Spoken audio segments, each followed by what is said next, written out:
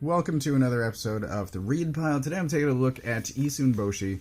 I mentioned the week this came out in my Tuesday video that it might take me a while to get through this because at the time I was still reading the prologue, which was a bit conversation heavy. It's mostly a father trying to convince his son to venture forth into the world, that his destiny does not lie within a small farming village, and that is not really representative of the rest of the book. So I actually got through this pretty quickly, and then I started on Paybacks, which I left on the other side of the desk. But that, I'm hoping, is next week's video.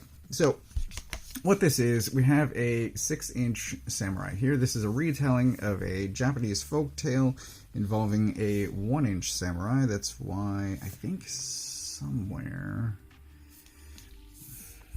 I saw somewhere it says 1-inch, but everything on here says 6-inch samurai. But there he is. It's almost a Superman-style origin story. It's these two parents, and they wish they had a kid, but they don't. And there's also this. I'm giving you a glimpse of the art here before I really start talking about the art, but there are these two here, and they're praying at this small little temple. And then they find this tiny child, and that is the 6-inch samurai. And there's this, there's some really great scale shots. There's an opening sequence showing how cool he is, and like, look at this shot. I mean, the art is very impressive. Cinematic. This could easily be a movie. I don't recall. This guy may work in the animation industry. There he is, riding an owl. Saying his cool line. Yeah, so he and his parents live in, as I said, a small farming village, and this is all that dialogue I was talking about. And is he carrying a water bucket? He's carrying a water bucket. So he's got some outsized strength for being such a small guy, which helps later on. But he does wind up leaving his small village. It's I mean, as I'm flipping through this, you can see, but it's a low panel count per page, and it's generally, it's, I'd say, widescreen adjacent, because not every panel is full page width, but we do get just some absolutely cinematic shots. It's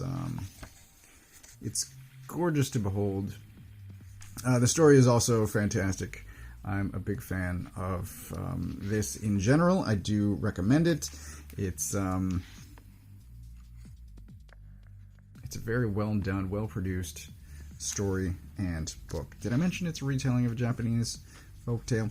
He runs into some other Japanese folk creatures. That this here is a kappa. You can see some of the water on top of his head there. There's also a tengu. I had a couple of flashbacks to the Witcher Ronin story, where Geralt encounters some of the same creatures. So once the kind of action starts, it's more fast-paced, but there is an exposition dump as far as talking about the Oni that I just showed off, this guy here, what's going on. Why he's like this, why he's a 6-inch person. There's a fantastic battle that takes place later. It's just very well done at every possible level. The art's gorgeous, the story's fantastic, and just every panel is sort of a tiny masterpiece. It's exceptionally well done. I saw this in previews last year. I mentioned this in the Tuesday video already, but I saw this in previews last year, and I was very tempted to get it. I held back just because I'm trying to resist adding many new books things that I'm presently unfamiliar with. I do still buy plenty of trades, but it's mostly for things that I'm already collecting. So I'm continuing what I started. And I've been watching the Ink Pulp podcast on YouTube. They were talking about this, how great it was in hardcover form. That's the version that came out last year. It's now in softcover. And I'm like, well, now I feel compelled to get it. So I grabbed it. This is going on, I think, my favorites shelf, which had some openings recently. So this is fantastic. Highly recommended. Yes, I don't know what else to say. It's clearly black and white, but it's just incredibly well done. And I don't have much else to say. Yeah, just well done books. I don't have a lot to say other than just broadly recommending it. There's nothing to critique. It's just great. It's great and recommended.